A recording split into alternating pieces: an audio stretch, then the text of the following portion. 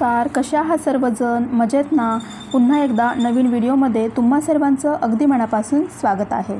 आजच्या व्हिडिओमध्ये आपण पूर्ण आठवड्याभराच्या स्वयंपाकासाठी किंवा नाश्त्यासाठी जी काही बेसिक पूर्वतयारी कशा प्रकारे करता येईल हे पाहणार आहोत। त्याचबरोबर कोणत्याही प्रकारचं नॉनव्हेज बनवायचं असेल तर त्यासाठी एकच मसाला आपण इथे बनवणार आहोत।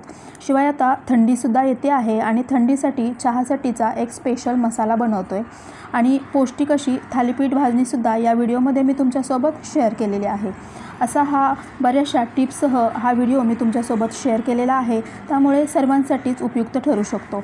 त्यामुळे स्किप न करता अगदी शेवटपर्यंत पहा आणि व्हिडिओ आवडला तर व्हिडिओला लाईक करा। चला तर सुरुवात करूया। इथे आपल्याला कोणत्याही प्रकारचा स्वयंपाक नाश्ता जरी बनवायचा म्हटलं तरी काही ठराविक जो मसाला भाज्या असतात त्या आपल्याला हव्या असतात। तर कांदा, कोथिंबीर किंवा मग लसूण असेल, अद्रक असेल, मिरची किंवा कढीपत्ता असेल तर हे आपल्याकडे आठवडाभरासाठी अगदी एकदाच आणून ठेवलं आणि ते स्वच्छ करून साफ वगैरे करून ठेवलं तर मग आपल्याला स्वयंपाक बनवताना किंवा मग नाश्ता बनवताना आपली घाई होत नाही।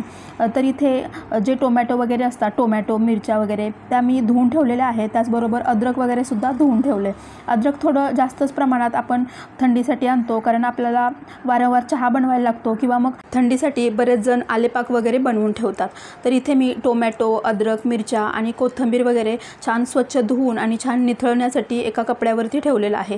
त्याचबरोबर कढीपत्ता वगैरे सुद्धा आपल्याला धुवून ठेवायचा आहे, कारण आपल्याला जर स्वयंपाक बनवायचं म्हटलं किंवा मग नाश्ता जरी बनवायचा म्हटलं तरी ह्या सर्व गोष्टी आपल्याला हव्या असतात आणि त्या व्यवस्थित आपण स्वच्छ करून आणि निवडून वगैरे ठेवल्या तर मग स्वयंपाक बनवताना आपली घाई होत नाही। तर ही जी बेसिक पूर्वतयारी आहे ती सुद्धा आपण एकदाच करून ठेवली तर आठवडा अगदी सुखकर जातो। यानंतर आपण पाहतोय की इथे आईस्क्रीमचे किंवा श्रीखंडचे असे डबे आलेले असतात आणि याच्यातील पदार्थ संपल्यानंतर हे डबे आपण फेकून देतो। तसं न करता याचा वापर आपण करू शकतो। जसं की इथेही आपण जेव्हा बाजारातून फुलं आणतो ही कॅरी बॅगमध्ये भेटतात किंवा मग न्यूजपेपरमध्ये भेटतात आणि तसंच आपण आणून फ्रीजमध्ये ठेवतो। तर तसं न करता हा डबा वापरून त्यामध्ये जर आपण अशी फुलं ठेवली तर ते फ्रीजमध्ये दिसायलासुद्धा अगदी छान दिसतं आणि फुलांना पाणी वगैरे सुटत नाही। वारंवार आणलेल्या अशा पिशव्यांचा पसारा फ्रीजमध्ये होत नाही आणि फ्रीजसुद्धा अगदी छान ऑर्गनाइज दिसतो। यानंतर अगदी बेसिक पूर्वतयारीमध्ये आपण पाहतोय की इथे आठवड्यातून एखादा दिवस वेळ काढून जर आठवडाभरासाठी पुरेल इतपत लसूण जर आपण सोलून ठेवला तर मग प्रत्येक वेळी आपल्याला लसूण सोलण्याची गरज लागत नाही आणि मग त्यामुळे स्वयंपाकाला जास्त उशीरसुद्धा होत नाही। तर आपण एकाच वेळी TV पाहता पाहता किंवा मग गाणी ऐकताना असं जर लसूण सोलून ठेवला तर आपण अद्रक लसूणची पेस्ट बनवू शकतो किंवा रोजच्या भाज्या फोडणीला टाकण्यासाठी हा लसूण वापरू शकतो किंवा मग आपल्याला मसाले वगैरे बनवायचे असतात तर त्यासाठी सुद्धा हा लसूण आपण वापरू शकतो। तर इथे आठवड्यातून एकदा थोडासा वेळ काढायचा आणि आपल्याला आठवडाभर पुरेल एवढा लसूण सोलून ठेवायचा। मग काय होतं की आठवड्याचा जो आपण स्वयंपाक बनवतो तो अगदी कमी वेळेत बनून तयार होतो। इथे TV पाहता पाहता मी एवढा सारा लसूण सोलून ठेवलेला आहे। कांद्याच्या बाबतीत सुद्धा तसंच आहे। आपल्याला स्वयंपाकाची किंवा नाश्त्याची तयारी करायचं म्हटलं तर सगळ्यात आधी कांदा घेऊन तो कट करावा लागतो। मग प्रत्येक वेळी कांदा घ्यायचा, कट करायचा आणि आता सध्या बाजारात असे काळपटसारखे कांदे आलेले आहेत, त्यामुळे आपले हात वगैरे सुद्धा घाण होतात आणि प्रत्येक वेळी मग कांदा कट करताना डोळ्यातून पाणी येतं। तर इथे एक टिपसुद्धा मी तुम्हाला सांगते की आपल्याला कांदा कट करताना जर डोळ्यातून पाणी येत असेल तर आपण या पद्धतीने कांद्याचे मागचे पुढचे देठ जे आहेत ते काढून थोड्या वेळासाठी याला असं पाण्यात ठेवलं आणि त्यानंतर याची टरफलं काढून टाकायची आणि त्यानंतर हे कांदे स्वच्छ धुवून घ्यायचे। अगदी 3-4 दिवस पुरतील एवढे कांदे आपण एकाच वेळी असे सोलून फ्रीजमध्ये ठेवू शकतो। हवाबंद डब्यामध्ये ठेवायचे, म्हणजे मग या कांद्याचा वास इतर पदार्थांना लागत नाहीत। इथे आपण कांदे फक्त मागचे पुढचे देठ काढून सोलून ठेवलेले आहेत, कट करून ठेवलेले नाहीत, त्यामुळे असं जर आपण ठेवलं तर काही हरकत नाही। तर इथे मला 3-4 दिवस पुरतील एवढे कांदे मी कट करून ठेवलेले आहेत आणि अजून थोडेफार कांदे मला वाटण जे बनवायचं आहे, म्हणजे याच व्हिडिओमध्ये मी पुढे तुम्हाला दाखवणार आहे की नॉनव्हेजसाठी वाटण कसं बनवायचं, तर त्यासाठी सुद्धा मी आत्ताच कांदा कट करून घेतलेला आहे। आणि असे जर फ्रीजमध्ये कांदा आपण सोलून वगैरे ठेवला तर प्रत्येक वेळी कट करताना आपल्या डोळ्यातून पाणीसुद्धा येत नाही। त्यानंतर आपण इथे पुढच्या तयारीमध्ये पाहतोय की आपल्याला आठवड्याभरात खोबऱ्यापासून काय बनवायचं आहे। तर मला या आठवड्यात पौष्टिक लाडू बनवायचे आहेत, म्हणजे डिंकाचे खोबऱ्याचे लाडू मी बनवणार आहे, तर त्यासाठी सुद्धा मला किसलेलं खोबरं हवं आहे, तर ते मी किसून घेणार आहे. शिवाय पूर्ण आठवडाभर पुरेल एवढं वाटण म्हणजे नॉनव्हेजसाठीचं वाटण आहे ते सुद्धा मला बनवायचं आहे. तर तोडणीसाठी कितपत मला खोबरं किसलेलं हवं आहे तर तेवढं खोबरं मी किसून घेणार आहे. खोबरं किसल्यानंतर हा जो भाग राहतो तो आपण वाटणासाठी वापरू शकतो. एकाच दिवशी जर आपण अशी तयारी करून ठेवली तर मग प्रत्येक वेळी आपल्याला घाई होत नाही आणि जर आपण असं हाताशी खोबरं वगैरे किसलेलं असेल तर मग लाडू वगैरे बनवायला सुद्धा वेळ लागत नाही. इथे माझं खोबरं किसून झालेलं आहे. त्यानंतर आता थोडी थंडी जाणवू लागलेली आहे, तर थंडीसाठी स्पेशल असा चहाचा मसाला आपण इथे बनवतो आहे.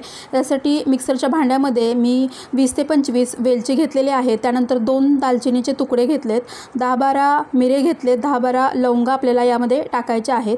त्याचबरोबर 1 चमचा बडीशेप घातली आहे. तर बडीशेप आपल्याला जर आवडत नसेल तर स्किप केली तरीसुद्धा चालेल. इथे माझ्याकडे सुंठ पावडर तयार होती, त्यामुळे मी इथे 4 चमचे एवढी सुंठ पावडर यामध्ये वापरणार आहे. जर तुमच्याकडे सुंठ पावडर नसेल तर तुम्ही सुंठ आहे ती खलबत्त्यामध्ये ठेचून तीसुद्धा या पद्धतीने मिक्सरच्या भांड्यात टाकू शकता. त्यानंतर 1 चमचा तुळशी पावडर मी इथे वापरते. याऐवजी तुळशीची पानंसुद्धा थोडी गरम करून तीसुद्धा तुम्ही यामध्ये वापरू शकता. त्यानंतर जी खडीसाखर असते तर ती खडीसाखर आपल्याला यामध्ये टाकायची आहेत. साधारण 3 ते 4 चमचे एवढी खडीसाखर टाकायची आणि त्यानंतर अर्धं जायफळ घ्यायचं आहे. ते आपल्याला थोडंसं असं किसणीवरती किसून यामध्ये टाकायचं आहे, म्हणजे मग मिक्सरमध्ये बारीक होताना ते अगदी सहज बारीक होईल. तर इथे या पद्धतीने मी किसून टाकलं आणि राहिलेला हा जो तुकडा आहे तो आपल्याला तसाच यामध्ये टाकायचा आहे. आपल्याला केवढ्या प्रमाणात ही मसाला पावडर बनवायची आहे आणि आपल्या आवडीनुसार यातील जे पदार्थ आहेत ते आपण कमी अधिक करू शकतो.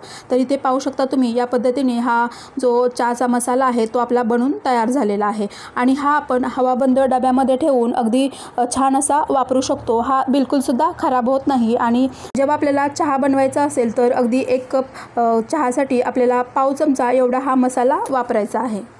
मागच्या एका व्हिडिओमध्ये मी तुम्हाला दाखवलं होतं की जो मुलांचा खाऊ असतो, चोकोज असतील किंवा कॉर्नफ्लेक्स असतील किंवा असे फ्रूट लूज असतील, तर ते या कंटेनरमध्ये भरलं की आपल्याला घेणं खूप सोपं पडतं आणि ते अगदी एअरटाईट करून ठेवणं सुद्धा आपल्याला खूप सोपं पडतं. बॉक्समध्ये असेल तर त्याला आपण व्यवस्थित पॅक करून ठेवू शकत नाही, मात्र अशा कंटेनरमध्ये जर ठेवलं तर आपण त्याला व्यवस्थित पॅक करून ठेवू शकतो. म्हणजे ते मऊ बिलकुलसुद्धा पडत नाहीत आणि अगदी पॅक राहतात आणि अगदी छान कुरकुरीत असे राहतात आणि आपण एखाद्या भांड्यामध्ये घेऊन त्यामध्ये दूध टाकून मुलांना असं देऊ शकतो.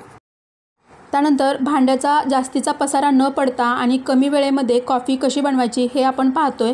तर आपल्याला जेवढी कॉफी बनवायची आहे तेवढं दूध आपल्याला गरम करत ठेवायचं आहे आणि त्यामध्ये आपल्या आवडीनुसार साखर टाकून घ्यायची आहे. ज्या भांड्यामध्ये म्हणजे मी इथे कपामध्ये कॉफी बनवते तर त्यामध्ये मी कॉफी टाकून घेतले आणि हा मिल्क फ्लॉटर माझ्याकडे आहे आणि हा आपल्याला साफ करणं अगदी सहज इझी आहे. आणि जर आपल्याला कॉफी फेसाळलेली बनवायची असते तर तेव्हा आपण मिक्सरच्या भांड्याचा वापर करतो. मग जेव्हा आपण कॉफी बनवतो तर मिक्सरच्या भांड्यालाच जास्तीची कॉफी लागलेली असते आणि मग ती वायासुद्धा जाते. तर त्यापेक्षा हा छोटा मिल्क फ्लॉटर वापरून आपण घरच्या घरी अगदी बाहेरसारखी छान फेसाळलेली कॉफी बनवू शकतो. दूध गरम झाल्यानंतर ज्या कपामध्ये आपण कॉफी टाकली होती तर त्यामध्ये मी थोडंसं त्याला असं फेटून घेतलं आणि त्यानंतर राहिलेलं दूध टाकून नंतर अजून एकदा त्याला फेटून घेतलं. तर इथे पाहू शकता तुम्ही छान असा फेस याच्यावरती जमा झालेला आहे आणि वरून आपल्याला हवी असेल तर आपण कॉफी थोडीशी स्प्रिंकल करायची आणि अगदी बाहेरच्यासारखी छान अशी कॉफी आपली बनून तयार झालेली आहे आणि ते आपल्या भांड्याचासुद्धा जास्तीचा पसारा पडलेला नाही.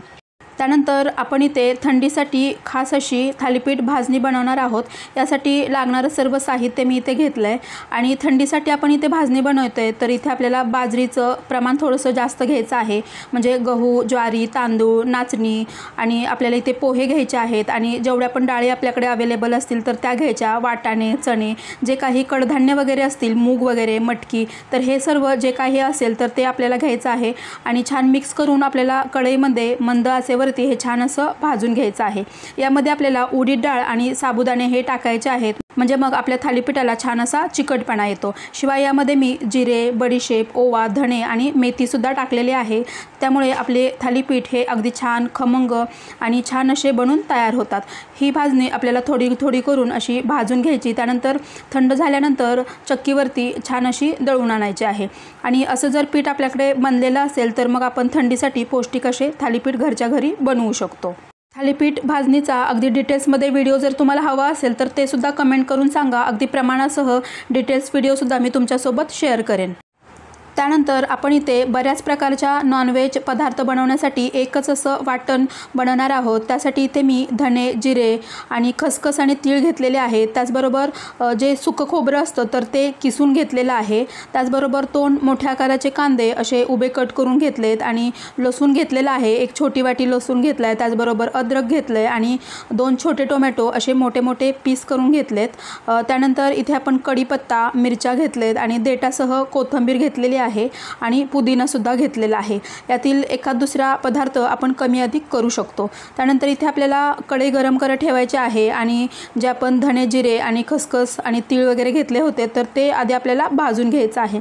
जास्त पण भाजायचं नाही, थोडं मंद आचेवरती याला खरपूस असं भाजून घ्यायचं आहे, म्हणजे तिळाचा वगैरे छान असा सुगंध येतो।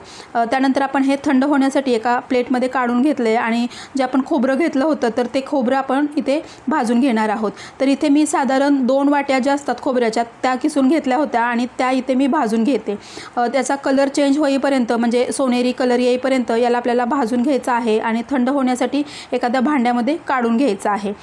एक पूर्ण आठवडाभर पुरेल एवढं वाटण मी बनवते, त्यामुळे मी ते खोबऱ्याच्या 2 वाट्या किसून घेतलेल्या आहेत आणि 2 कांदेसुद्धा घेतलेले आहेत। तर कांदेसुद्धा आपल्याला याचा कलर चेंज होईपर्यंत म्हणजे अगदी डार्क कलर येईपर्यंत भाजून घ्यायचा आहे। इथे मी कांदे कट करून भाजते आहे, याऐवजी तुम्ही असेच कांदे गॅसवरती एखादी जाळी ठेवून त्याच्यावरती सुद्धा भाजून घेऊ शकता।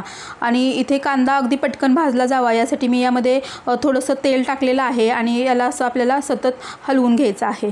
इथे दाखवल्याप्रमाणे जर आपण एकदाच असा मसाला म्हणजे वाटण बनवून ठेवलं तर आठवड्यामध्ये आपल्याला कोणतेही नॉनव्हेज पदार्थ बनवायचे असतील तर ते आपण या मसाल्यामध्ये बनवून घेऊ शकतो।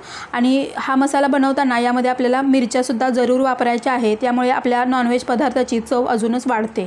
तर इथे कांदा टाकल्यानंतर यामध्ये मी अद्रक, लसूण आणि मिरच्या टाकलेल्या आहेत आणि हे सुद्धा अगदी छान भाजून घेतलेलं आहे। इथे आपल्याला मसाला बनवतानाच भाजणं हे खूप महत्त्वाचं आहे, म्हणजे मग मसाल्याचा कोणताही कच्चापणा राहत नाही आणि मग आपण यापासून जो पण पदार्थ बनवणार तो अगदी छान चवीचा असा बनून तयार होतो। त्यानंतर इथे मी टोमॅटोसुद्धा यामध्ये भाजायला टाकलेले आहेत, हे सुद्धा यामध्ये मिक्स करून आपल्याला छान असे भाजून घ्यायचे आहेत। टोमॅटो पटकन भाजला जावा यासाठी आपल्याला यामध्ये थोडंसं मीठ टाकायचं आहे। मी थोडंसं मीठ टाकलं होतं पण ती क्लिप माझ्याकडून थोडीशी मिस झालेली आहे। त्यानंतर याच्यावरती झाकण ठेवून मी थोडा वेळ याला असंच भाजू दिलं होतं आणि इथे पाहू शकाल तुम्ही कांद्याचा कलर अगदी छान चेंज झालेला आहे आणि सर्व साहित्य अगदी छान असं भाजलेलं आहे। तोपर्यंत आपण इथे धणे, जिरे आणि तीळ, खसखस वगैरे भाजून घेतलं होतं, ते अगदी छान थंड झालं होतं तर ते मी मिक्सरमध्ये वाटून घेतलं आणि त्यानंतर खोबरंसुद्धा थंड झालं होतं तर ते सुद्धा वाटून घ्यायचं आहे। हे आपल्याला छान बारीक असं वाटून घ्यायचं आहे। कढीपत्ता, कोथिंबीर आणि पुदिनासुद्धा यामध्ये आपण टाकणार आहोत आणि हे सुद्धा आपल्याला छान असं वाटून घ्यायचं आहे। इथे आमच्याकडे म्हणजे सांगली, सातारा साईडला जेव्हा नॉनव्हेज बनवतात तर अशाच प्रकारचा मसाला बनवतात, म्हणजे वाटण बनवतात, तर तेच मी तुमच्यासोबत इथे शेअर केलेलं आहे। तोपर्यंत आपलं कांदा टोमॅटो होतं ते सुद्धा अगदी छान थंड झालं होतं तर ते सुद्धा मी या भांड्यामध्ये टाकून छान असं वाटून घेतलेलं आहे, एकदम बारीक असं वाटून घ्यायचं आहे। त्यानंतर त्याच कढईमध्ये मी तेल टाकलेलं आहे, साधारण 2 पळ्या एवढं तेल टाकलं आणि तेल गरम झाल्यानंतर त्यामध्ये हळद टाकली, लाल मिरची पावडर आणि घाटी मसाला टाकलेला आहे। लाल मिरची पावडर म्हणजे इथे मी काश्मीरी रेड चिली पावडर टाकलेली आहे आणि आमचा जो नेहमीचा घाटी मसाला असतो तर तो टाकलेला आहे। आणि इथे आपल्याला हा मसाला तेलामध्ये छान भाजून घ्यायचा आहे, म्हणजे या चटणीचा म्हणजे या तिखटाचा कोणताही कच्चापणा राहत नाही। त्यानंतर आपल्याला जे वाटलेलं वाटण होतं तर ते यामध्ये टाकायचं आहे आणि छान असं मिक्स करून घ्यायचं आहे। हवं तर याच्यावरती झाकण ठेवायचं आणि छान तेल सुटेपर्यंत हा मसाला आपल्याला छान असा भाजून घ्यायचा आहे। हवं तर एक पळीभर किंवा थोडंसं पाणी टाकायचं, मात्र तेल सुटेपर्यंत हा मसाला छान असा भाजून घ्यायचा आहे।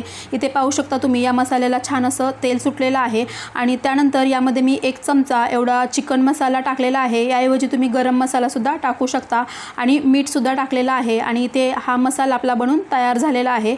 एकदाच असा मसाला जर आपण बनवून ठेवला तर मग आठवड्यामध्ये कोणतेही नॉनव्हेजचे पदार्थ आपल्याला बनवायचे असतील तर आपण सहज बनवू शकतो। एका डब्यामध्ये थंड झाल्यानंतर हा मी भरून ठेवलेला आहे आणि हा डबा आपल्याला फ्रीजमध्ये ठेवायचा आहे। असा हा आजचा व्हिडिओ होता। हा व्हिडिओ तुम्हाला आवडला का? या व्हिडिओमधील एक जरी टिप तुम्हाला आवडली असेल किंवा हा व्हिडिओ तुम्हाला जरा जरी उपयुक्त वाटला असेल तर व्हिडिओला लाईक करा आणि तुमच्या फ्रेंड आणि फॅमिलीमध्ये जास्तीत जास्त शेअर करा। त्याचबरोबर तुम्ही जर अजून आपल्या चॅनलला सबस्क्राईब केलं नसेल तर सबस्क्राईब करून बेल आयकॉन प्रेस करा, म्हणजे माझ्या इथून पुढे येणाऱ्या सर्व व्हिडिओचे नोटिफिकेशन सगळ्यात आधी तुमच्यापर्यंत पोहोचेल। व्हिडिओ शेवटपर्यंत पाहिल्याबद्दल तुम्हा सर्वांचे धन्यवाद। भेटूया पुढच्या व्हिडिओमध्ये, तोपर्यंत मस्त खा आणि स्वस्त रहा। थँक्यू।